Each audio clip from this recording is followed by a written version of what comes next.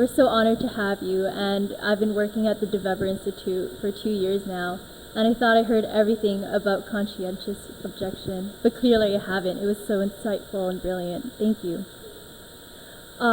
We are honored to have our next guest.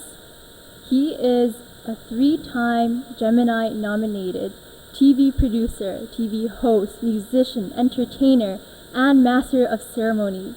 He has an exceptional 25 years plus of documentaries and series, corporate, commercial producer, TV host, and performer. And he has over 1,000 hours of a variety, including pop culture, current affairs, science. It's too much to name. He truly diversifies our program today with his unique platform of displaying our message in an entertaining and enlightening way. One of his works, as many of you may have seen, is the Euthanasia Deception. If you haven't seen it, you're in luck. We're going to be screening bits of it, and we're also going to be premiering bits of his newest documentary, Fatal Flaws. Please join me in welcoming Kevin Dunn.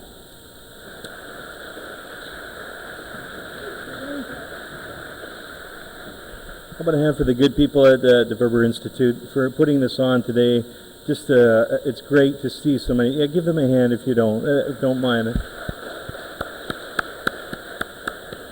I'm sure if we were doing a medical aid in dying talk, this room would be packed to capacity, you know. They'd be lining up out the doors, you know. But that's the job of the media. That's the job of films. That's the job of all of us here. To get the message out, and not just one message, but both messages, and that's what I want to talk about today. My topic is films for social change, but it's really about what we're doing with this particular subject. And if we go to the first slide there,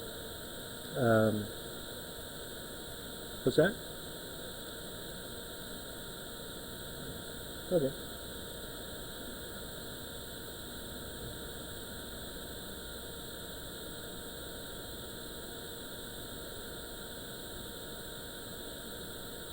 Good. Oh, that's me. Yeah, we can go to the next one. Yes. So, just a little bit of a background. I came from the broadcast.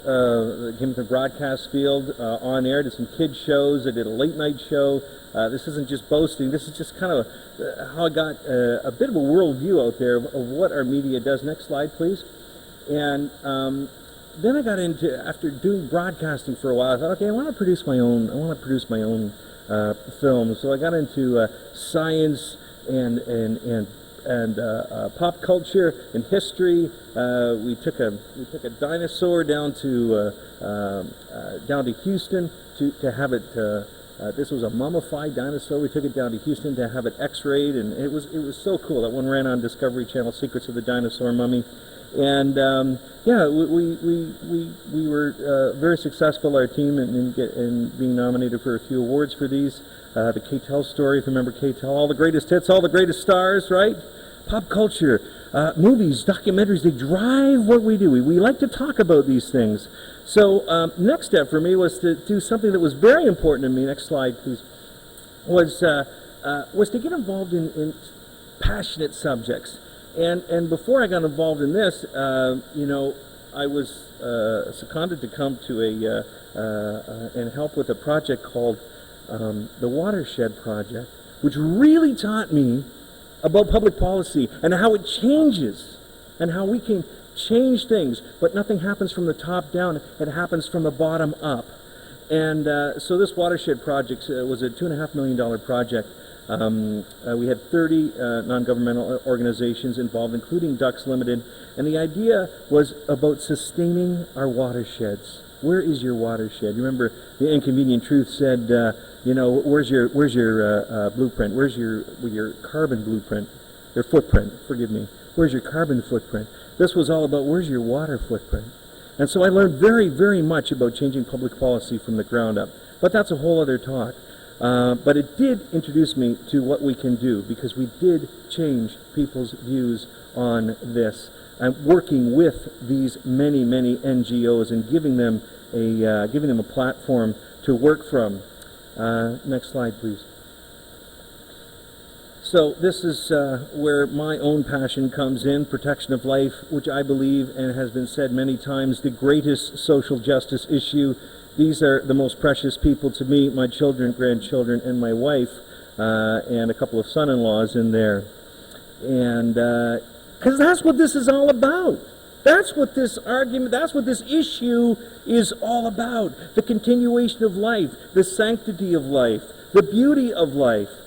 As the good doctor just said, even in a secular United Nations, there's still that value of life that we are trying to protect. So no matter whether we are religious or whether we are secular, we have a cause to fight for. So, what's next? My company does the international coverage for the National March of Life in tandem with EWTN in Ottawa. We're able to broadcast this around the world. And I get emails all the time. I had no idea that Canada has no law on abortion. I had no idea that Canada has no law. But yet there are some people who keep keep the two separate, and that's understandable in a secular stance. But today we are talking about euthanasia, the other end of the spectrum, because of course we know that a baby's a baby down here. Science tells us a baby's a baby at conception. There's no argument. But what about this natural death? What about this thing at the other end? What is this natural death all about? The good doctor just explained very much what this is all about. But how do we explain it to the mass audiences in a way that they can do that? So, next slide, please. My own story, I was involved after meeting Alex Schadenberg and getting a little bit more information on the whole euthanasia thing. My dad had cancer. My dad came down with cancer.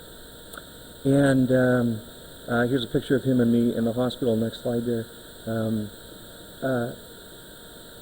Dad, who would never ever think of euthanasia, and he still wouldn't, because he's a survivor. Glory be to God. But I could see at the time when I was driving him down to the hospital and getting his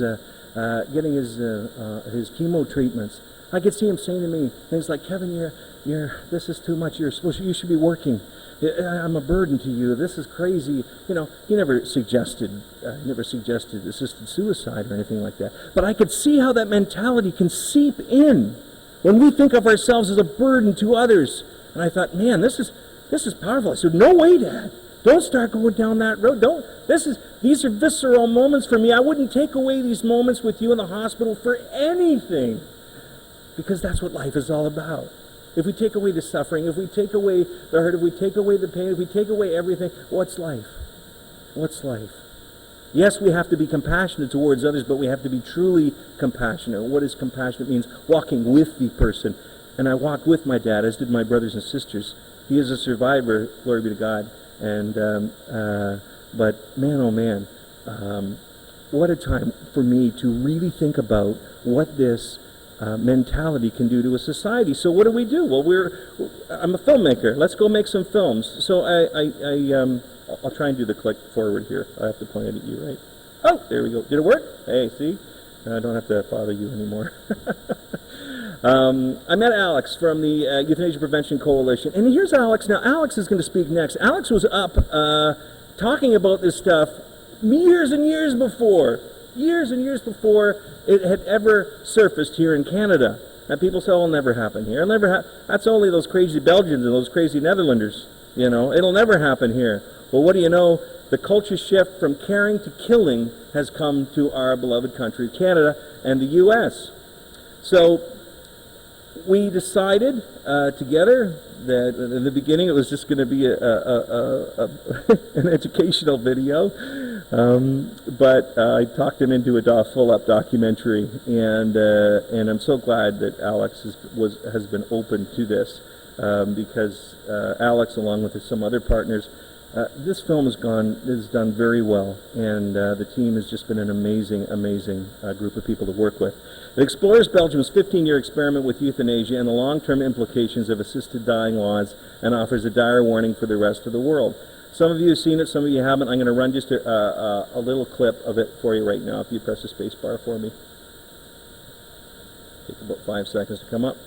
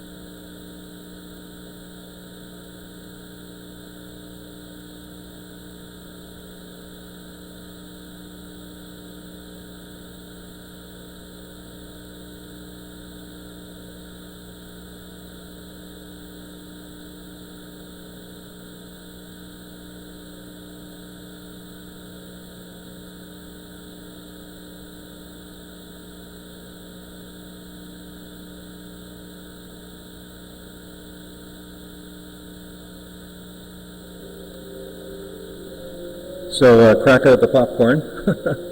It's pretty heavy stuff, but it's really good stuff. I mean, these people came out in Belgium to tell their stories. Tom Morche, we'll just do a little recap a little later. These people came out to tell their stories of abuse with this in Belgium 15 years after the law. So, and again, we have copies of the film at the back. That's our first film. I'm going to be talking about a few more films that we're doing. We have to remember that one personal story can be pivotal in altering the social conscience. Remember dear Brittany Maynard in 2014, victim of doctor-assisted suicide.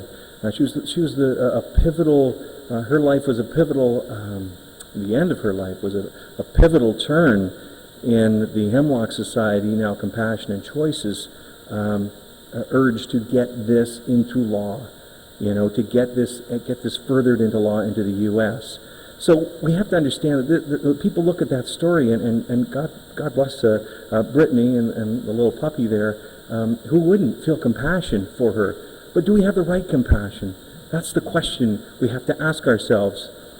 We know this story from Canada, Carter versus Canada. There was a lot of compassion towards this woman. But was it true compassion? And what are the effects of that compassion, which I call false compassion, towards this? And what are the effects? What's going to happen when criminal codes get overturned after 2,000 years? We have to think twice about this. We have to think 3 times. So now we're a resistance movement, if you will. We're trying to resist this because it's already here. We're trying to educate people. One personal story can be pivotal. Remember, this was in 1993. Robert Latimer. This was not an assisted suicide, mind you, but this is the social consciousness. Robert Latimer was charged first-degree murder for killing his daughter, and we all said, yes, darn right he should. That was terrible what he did. That was horrible. And yet just this week we see 25 years later, a doctor says to this young girl in Newfoundland, the doctor says to the mother, within earshot of the daughter, Candace Lewis, who lives with spina bifida, cerebral palsy, and seizures, she's very sick. You're being selfish. Assisted dying is now available in Canada. She was outraged. I spoke to her this morning. Because Alex and I have been talking about going out and filming this story. Because CBC, God bless them, they came out and they covered this story, which really says so much about what's happened with even 1 year. Within 1 year, the consciousness of our doctors are now saying, well, yes, this is an option, and you may want to consider her quality of life is not that good, but to tell her mom that she's being selfish. To tell her, no, I'm not saying all doctors are like that, but so we can see what happens to this consciousness now that it becomes law. Because when it's law, hey, it's good, right? It's there. So I thought it'd be just kind of nice right now, because I talked to her this morning. I'm going to send her a little something from us, because this is what we're talking about right here. This is the face of what we're trying to talk about here. This is the face. This is the face of Candace Lewis. So I'm just going to just turn the table on us and turn the camera around here. And I'm just going to send this off to Candace for us right now. And I'm going to read her little note that I wrote. There we go. And video, and here we go. All right. Everybody give Candace a big applause. That wasn't for me, Candace. That was for you. Candace, we're gathered here today to discuss what laws in Canada, like medical aid in dying, infers on people with disabilities like you. Candace, you are precious to all of us. We want you to keep up the good fight, and don't let anyone tell you that you are not worthy of life.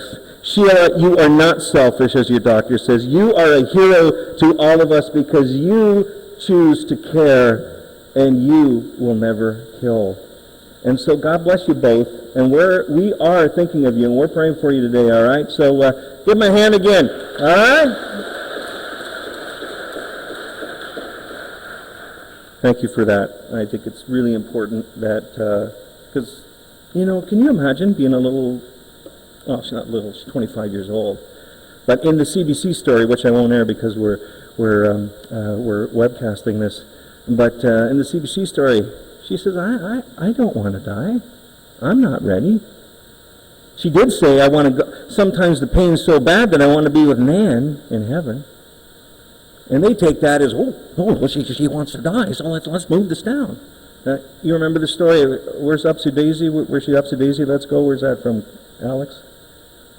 Upsy Daisy. It was a word that, I think it was in the Netherlands. She said, Upsy Daisy, it's time to go. And they thought that was her cue. So they started she said, no, that's not what I mean. So where do we go? We've got a massive amount of propaganda out there in the way of movies, in the way of documentaries, in the way of just incredible amount of, and that's Mary kills people. Like, my gosh, what's going on there?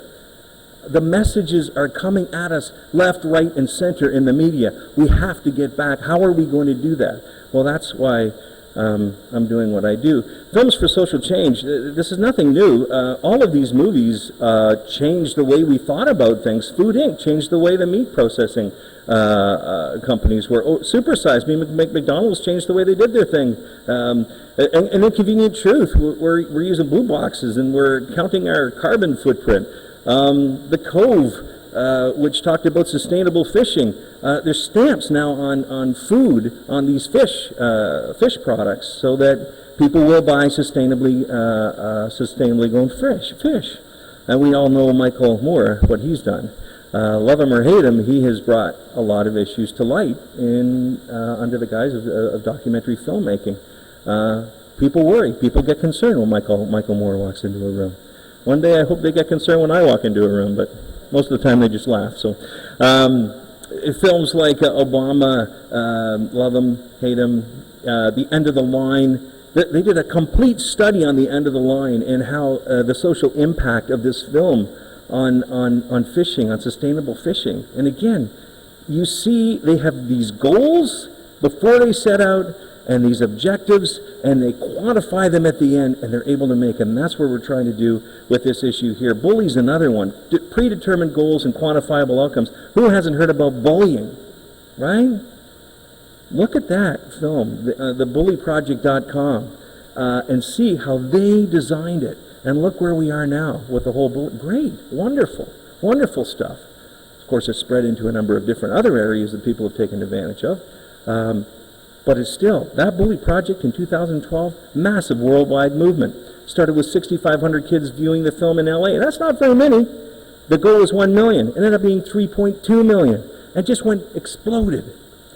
So they had outcomes. The bottom line is that film is no longer a standalone platform. Film is just one in the center. We've got NGOs, we've got campaigners, we've got philanthropists who want to be behind this. We've got brands, hopefully brands that will come forward and say life is worth living. Let's not put this onus on on people with disabilities, and we are all people with disabilities. Thank you. Foundations, the media, policymakers. Making a film is no longer just its own entity. It has a whole number of platforms that it pulls from. So we did this Euthanasia Deception in Belgium, released it in 2016. Again, limited. We didn't have a distributor. We were just on our own, going out there, trying to make it work. What is our goal? Our goal is to make a feature film, a worldwide feature film, and bring it to the markets all over the world. But you start small, you move big. Story is everything, says Hot Docs. Hot Docs is the big documentary film festival here in Toronto. Learned a lot. I've pitched 3 times to all the international broadcasters, and it's a scary thing to do, but wonderful. You learn so much. And one thing that comes out is story is everything. Every one of those films that you watch from Me Before You, or You Before Me, I forget the name of the film, You Before Me or Mary Kills People, it's all about stories that people gravitate towards. So story moves to awareness, moves to engagement, moves to a stronger movement, and it moves to social change. And again, this is through Hot Docs I take this source from, because it's true. If we have the story, it all evolves around the story. So where were our great stories? Here in Canada, Mark Davis Pickup, one of his best lines, he's an MS survivor, multiple sclerosis. He says, quality of life is a moving target. If you had asked me when I was 35 what my life would be like, I would say it was terrible, it would be horrible. If there was a Kevorkian at the time, I would have said, end it. And he says, but now look at me. He's not my grandpa. I would have missed all that had there been a Kevorkian at the time. Quality of life is a moving target. We can't judge tomorrow based on our circumstances today. And that's what's happening. Beautiful. Amy Hasbrook. She's working with the Euthanasia Prevention Coalition as her executive director? No, the president. President. You're the ED. Sorry, Alex. But Amy, suffers with PTSD, blindness. She says she's afraid of going into a doctor, because some days she does feel not good. Some days she doesn't feel like living anymore. She doesn't want that doctor to say, well, we do have this. She needs to be upheld. She needs suicide prevention, not suicide awareness and pushing towards that. And that is what's happening. Amy's an amazing advocate. Steve Passmore, you heard him on the tape there. When you're dead, you're dead. There's no turning back. This is like no other. So we said, okay, instead of raising the alarm bells, and this was before the law was even passed, let's go to Belgium and hear some stories. Let's get these deceptions out there. The compassionate response. James, whose mother asked for euthanasia, and they spent the last 3 months of her life talking about when is it going to happen, how's it going to happen, why is this doctor, what is this, lost all that time. She says her mother was recounting memories of them growing up as the needle was injected and she was being murdered. Beautiful girl, Tikva. She's 25 years old, suffers from a severe brain condition. She walks down the street, she's in a wheelchair, and her dad walks her down the street. People walk up to him and say, haven't you ever thought that maybe, this is in Belgium, haven't you ever thought that maybe that she should be, your life would be a lot better if she was put down? The kids are around. He tells me this story on camera. And the kids say, they have no right to say that, Daddy. Now you might think I'm being over dramatic here. No, he says the story directly to me. Can you imagine the impact of the kid? It's like the impact of young Candace. We do have this law that says you can... Well, the impact is so great. We have to be careful. We have to be so careful. He says a dark blanket has descended on the country of Belgium, and that dark blanket is euthanasia. Deception number 2 is autonomy. Tom Morchy, you might not have heard him at the beginning, but he gets a call. He's a professor at a university, gets a call in the middle of the day saying your mom is dead, come pick her up at the hospital. He had no idea that she was having conversations with the doctor about euthanasia. He had to go pick up his mother. His mother had pictures of the children in her hands and grandchildren. He said, I know my mom was suffering with depression her whole life. But is this a reason for euthanasia? No, I suppose it is, because it's the law. Autonomy that says that it's got to be between me and the doctor and to the exclusion of no one else. Well, God help us. We don't live as autonomous individuals. We live in community. He was so angry when we got there that morning because he's being outcast now. He's being called crazy and a zealot.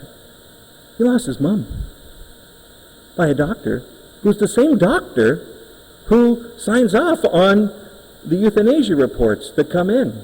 It's crazy, but that's a whole other idea, oversight. The third deception was safeguards. Hank lost his 3 years with his grandpa because the doctor said to Grandma, do you want us to do everything we can for your husband? And she says, of course, doctor. Well, within a few weeks, he was dead.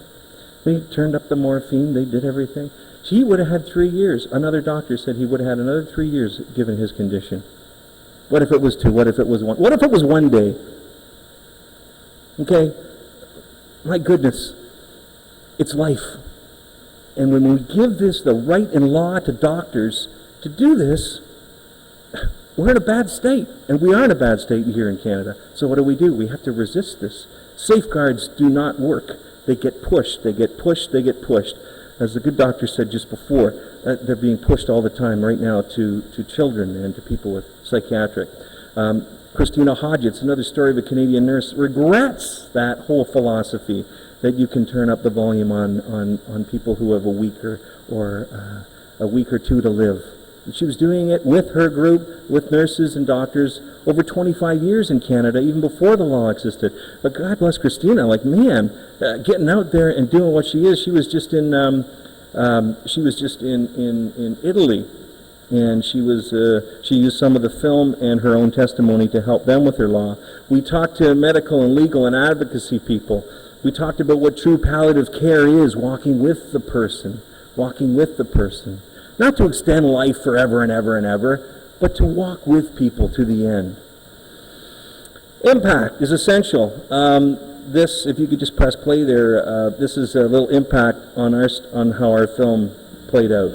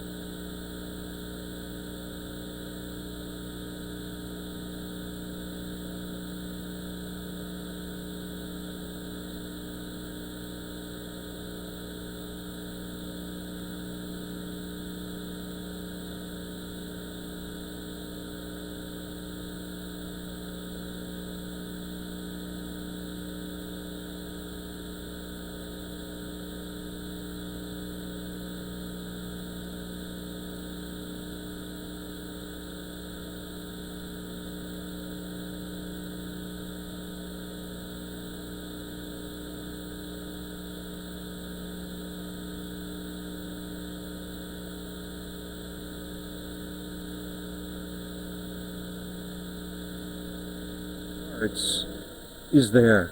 The power of film, of the medium to change hearts is there. And that's just one story that we've heard. I got an email from a beautiful person with a disability. She suffers. She's bedridden. She wrote me an email from the UK and she said, "Thank you for making this film, Alex and Kevin." She says, I worry what state-sanctioned suicide is going to do to me in the years to come, but it's good to know that people are on the other side fighting for this. That's the stuff that keeps you going every day. When you get those. Man. Next important for films for social is tracking success. Tracking success. So we heard from Shane, we know that our film's been seen all over the world in all these countries. It's easy to do when you with modern social media tools out there. 3,500 DVDs. This is just on our own over the last few months. 3,500 DVDs worldwide, 21 countries, and through web we use little mini docs that we put together. We reach thousands through screenings in community halls, churches, forums throughout the world. Please bring this film into your community hall, into your church. It's for free. I mean, to screen it.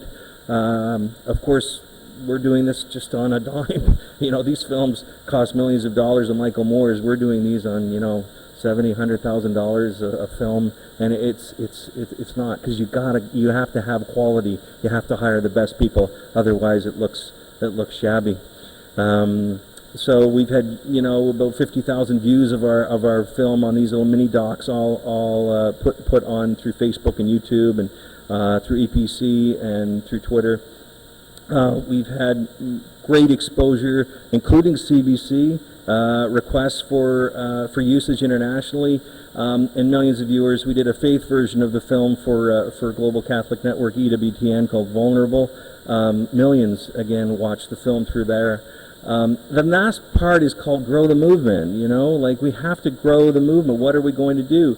So the films that we are producing are under this banner called caringnotKilling.com, where we have the films, where we have support for people in vulnerable situations. They can call and they can get good advice, and then we have partners all around the world who are helping propagate this message. This is just a beta site. We're moving on this as we go. And we have our own goals about enforcing legal prohibitions, about increasing public awareness, the improvement of quality and availability of hospice and palliative care, true palliative care, and to develop and build compassionate community services as alternatives to mercy killing. Wouldn't it be great to have centers in Canada that we know we can go to and not have to be in this, where our lives are vulnerable,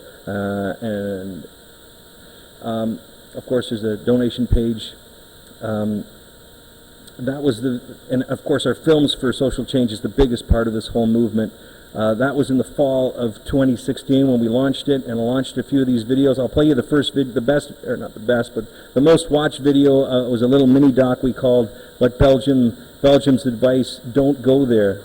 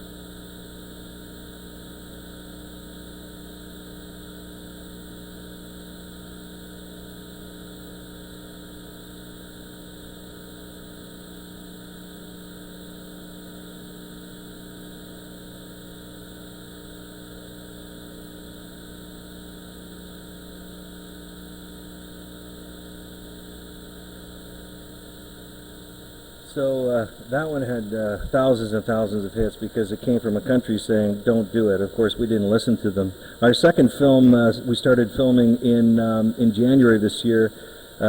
We decided to go back, and this time to the Netherlands, because they're proposing this crazy new law, that the completed life law says, hey, you don't need to have any terminal illness or depression or whatever. You just have to feel like your life is complete.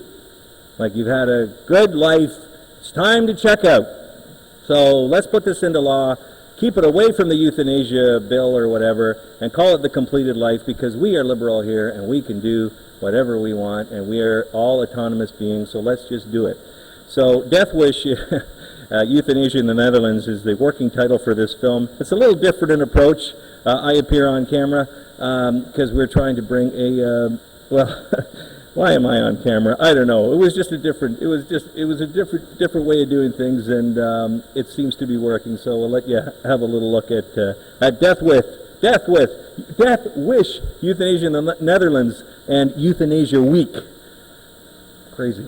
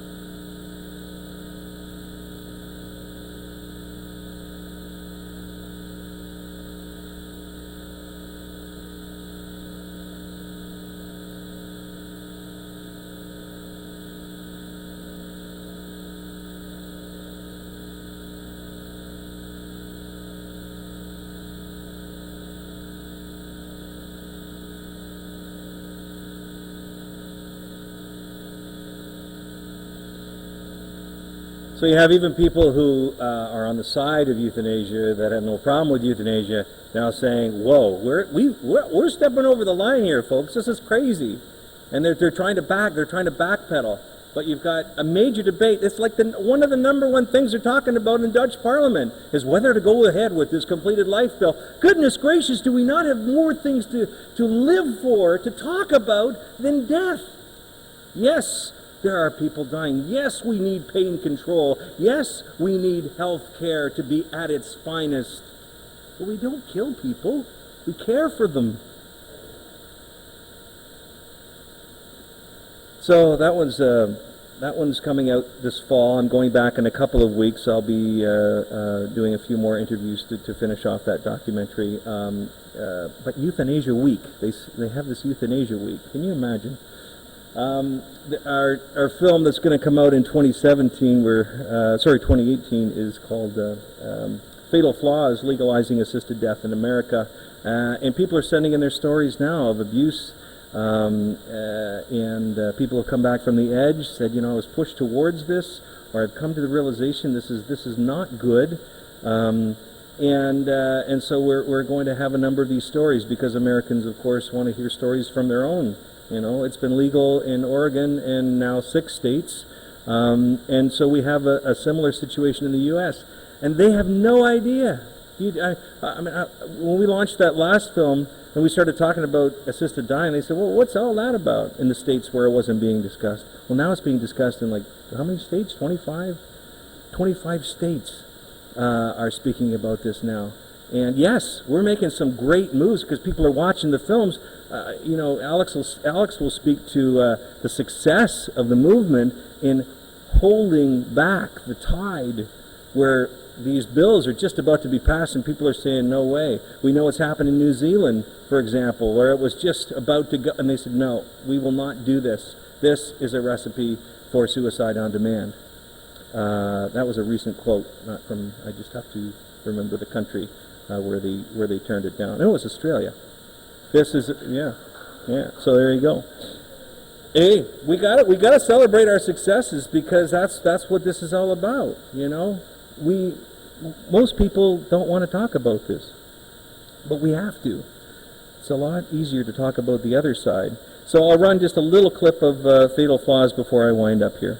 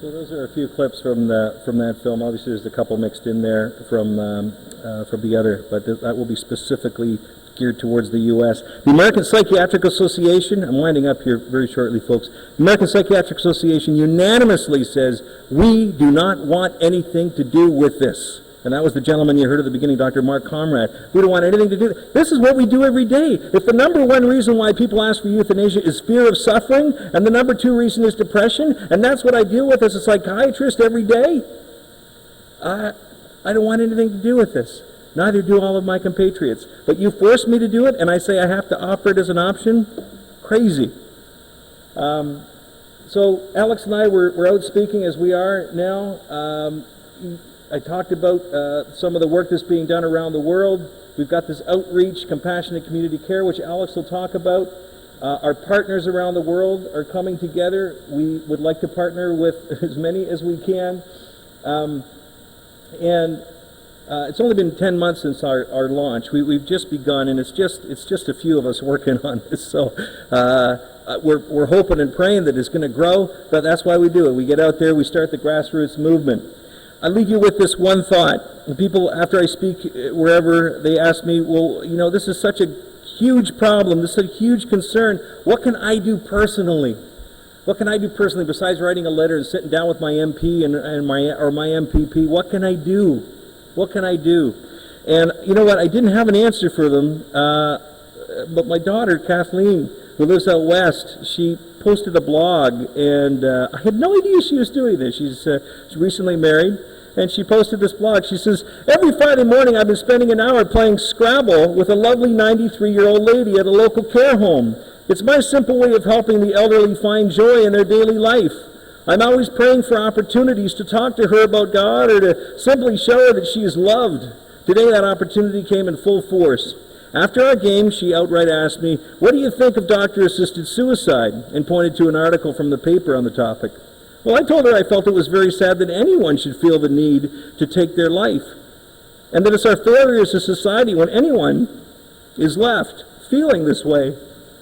After some time discussing this, she expressed, too, that she can sympathize with people who don't feel they have a reason to live in their suffering, as she too often wonders why she's still stuck in this wheelchair. Well, with tears in my eyes, my daughter said to this old woman, I was able to tell her what a joy she is to me and that I look forward to visiting her every week. She teared up as well, with shock in her eyes, and said, really? Is that true? I nodded, unable to get more words out. Well then, the old woman said, perhaps there is a reason for me to live. So I challenge each and every one of you, I challenge myself to get out there and be the reason for somebody's tomorrow. And when somebody starts talking about compassion and choices, remind them that compassion, the word means walking with. Walking with. Thank you very much for your time today.